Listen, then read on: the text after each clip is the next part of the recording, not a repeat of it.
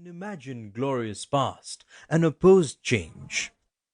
In Europe, secular forces had to wage battles with the church and compel it to restrict its activities to matters spiritual. This did not happen in the Islamic world. As a consequence, Muslim nations remained backward and largely undemocratic. What would become of predominantly Hindu India now that it was truly independent for the first time in centuries? Indian democracy was fragile, and unless it struck strong secular roots, it would crumble and fall. India had religious minorities like Muslims, 12%, Christians, 3%, and Sikhs, 2%. Muslims and Christians were scattered across the country and not likely to create problems. Sikhs were concentrated in the Punjab, but were too small in numbers, too closely related to the Hindus, and therefore manageable. The main danger to India's secular democracy would be the resurgence of religious fundamentalism among Hindus, who formed over 80% of the population. Nehru was able to fight it off as long as he lived. It might be recalled that when Dr. Rajendra Prasad agreed to inaugurate the newly rebuilt temple at Somnath, Nehru sent a strong note protesting that the president of a secular state had no business to involve himself in religious matters. Unfortunately, the leaders who came after Nehru were not as upright and staunchly secular. Hindu extremist groups began to grow in strength. The feeling that Hindus had been deprived of their legacy and humiliated by foreigners had deep roots. For 8 centuries, Muslim dynasties had ruled over the country, and many Muslim rulers had destroyed Hindu temples, made forcible conversions, and imposed jizya, discriminatory taxes, on their non-Muslim subjects. This was not peculiar to the Muslim rulers of India. In almost all ancient and medieval societies, this was the norm.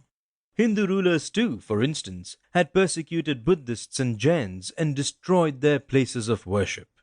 The British, who followed the Mughals, tried to be even-handed in their dealings with Hindus and Muslims, but allowed Christian missionaries to open a vast network of schools, colleges, and hospitals, preach the gospel of Christ, and win converts to their faith.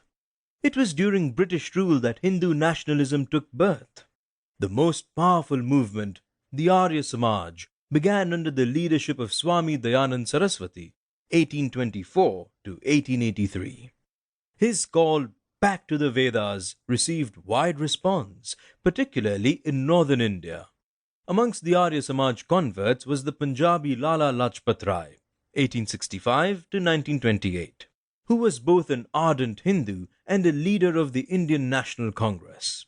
So was Bal Gangadhar Tilak, 1856 to 1920, of Maharashtra, who revived the cult of Ganpati and coined the slogan, "Swaraj is our birthright."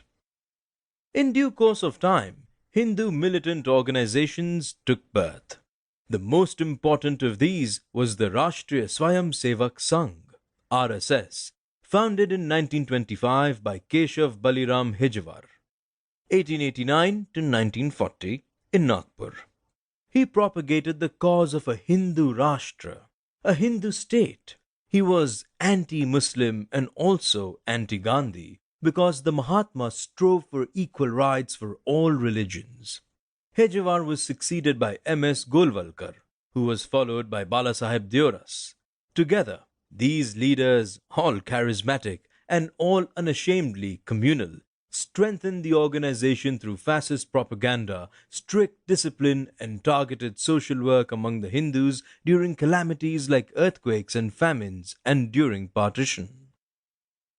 By 1990, the RSS had over 1 million members who included, among others, Atal Bihari Vajpayee, L.K. Advani, Murli Manohar Joshi, Uma Bharati, the last three charged with the destruction of the Babri Masjid on 6 December 1992, and Narendra Modi, the present poster boy of the Hindu right, who presided over the pogrom in Gujarat. The RSS was, and is, anti-Muslim, anti-Christian, and anti-left. It could be dismissed as a lunatic group as long as it remained on the fringes of mainstream politics. Not anymore. Its political offshoot, the Bharatiya Jan Sangh, today's Bharatiya Janata Party, had only two To keep listening to this audiobook, I've left you a link in the description so you can do it at no cost thanks to Audible's 30-day free trial.